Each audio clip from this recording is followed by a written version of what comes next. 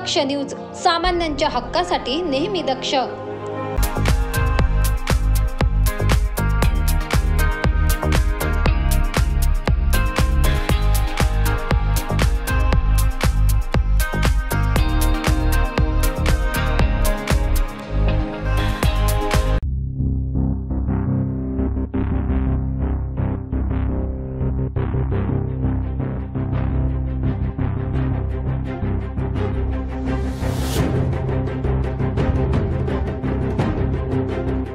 शहरात गुन्हेगारीचे सत्र काही केल्या थांबण्याचं नाव घेत नाहीये।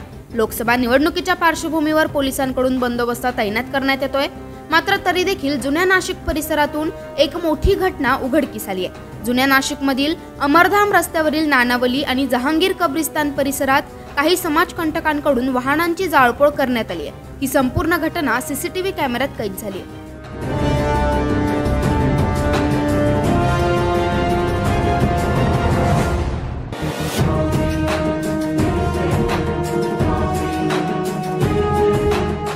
पहाटे 3 वाजेच्या सुमारास काही समाजकंटकांनी या परिसरातील 11 वाहनांची जाळपोळ केली। या घटनेमध्ये 7 दुचाकी तर 1 माल ट्रक आणि 3 चारचाकी वाहन जळून खाक झालेत।